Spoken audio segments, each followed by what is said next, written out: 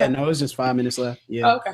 Okay, we are back. We're live on air. Am I Evangelical Part 2? You guys loved it so much. We brought Part 2 back same night.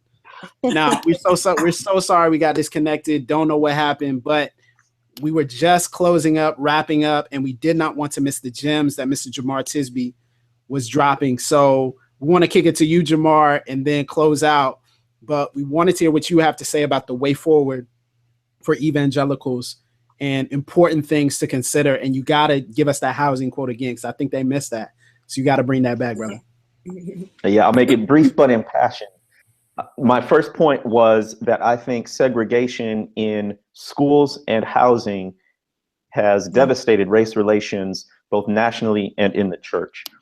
And until we, and I'll just say it explicitly, the burden is really on white evangelicals, challenge our patterns of segregation, then we're going to continue to have these discussions and distances across racial lines. So that's point number one. Number two is, as a Black person, even if I wanted to claim the label evangelical, there's no space for me in predominantly white evangelical circles.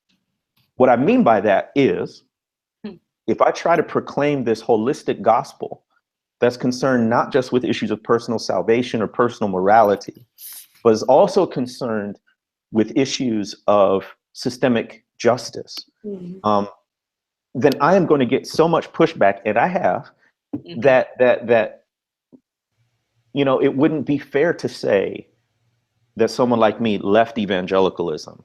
It's more accurate to say I was pushed out, because if I try to be my fully embodied Black self in predominantly white evangelical spaces, there are all kinds of ways I am rebuked for my differences and for being other. And over time, that just becomes so stifling, so inimical to my flourishing, that I actually have to find a space where I can simply be free. And so it's a liberation to live in the full diversity that God has made me.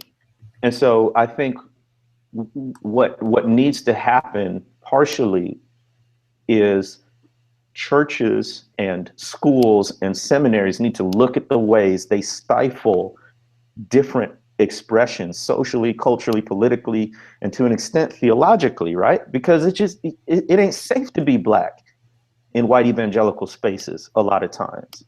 I've lost speaking engagements, preaching engagements. Why? Because I said, you know, cops shouldn't shoot unarmed Black people so often. You know what I mean? Like basic stuff. And that's the thing that I think white evangelicals need to grapple with. It's not, oh man, how do we get Black people to come to our spaces? Well, you keep pushing folks out. And it's not enough to say, well, I don't have any animosity because of your skin color. It's not enough to be not racist. You got to be anti-racist. So that's all. Yeah, that framing is important. That framing is important, and that's something that we'll continue to discuss. We want to thank you guys so much for joining us for tonight's live chat. Am I an Evangelical? I want to kick it to Ekemini first, and then we'll go down the line. Where can people follow you, find your stuff? And if there's anything, they're going to follow you, Ekemini. They're going to follow you. And if there's anything that you want to plug or pub, now's the time to do it. So Ekemini, you'll go first, then Lisa, then Caitlin. All right. You can find me in the Twitter streets at Sista_theology, SISTA_theology. I have a website, Systematic Theology, which is SISTAMATIC theology.com, and where all my writing, speaking, and all of that good stuff is there. And Truth Table's coming back in February.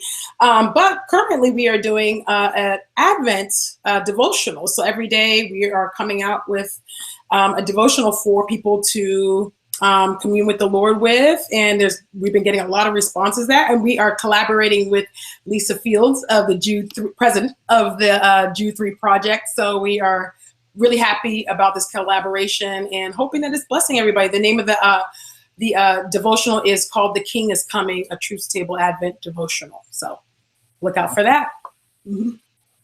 Awesome. Lisa? Well, you can follow me at Lisa V Fields or at Jude 3 Project. That's the number 3.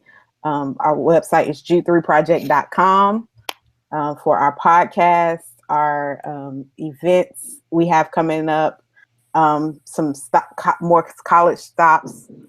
So all of that is on jude3project.com, and we have a weekly podcast that comes out. And like Akamini said, you could catch a Truth Table Advent devotional at jude3project.com/Truth Table, for that's coming out until Christmas. So that's really exciting. Okay. So, And Caitlin? Yeah, I am at CaitlinBeatty.com. So there are about 25 different ways to spell Caitlin. So it's KaTelynBeaty @.com. I'm also on Twitter more or less every day, multiple times a day, at Caitlin Beatty. And if you just, type in, if you just Google Caitlin Beatty, you'll find some of the stuff that I've written over the past several years. Jamar? We need money. I am not mad at you. I am not mad at you. Where can they give, Jamar? Where can they give if they want to keep? We got some dope things in the works. You got Where can they so give? many ways to donate. First of all, go to thewitness.com, click on the donate link, and you can donate via PayPal. You can donate via a form on the website. You can mail us a check. You can even go to Amazon Smile, type in our old name, Reformed African American Network, and 0.5% of your purchase will go to us. All right, brother. A tie. So you better do it. we got to do this. And I say that because if you want to see this continue, if you want us to do more things like this, if you want to see marginalized voices, traditionally marginalized voices centered, then you got to make space for it, because this is time away from our families, time away from other work that we could be doing.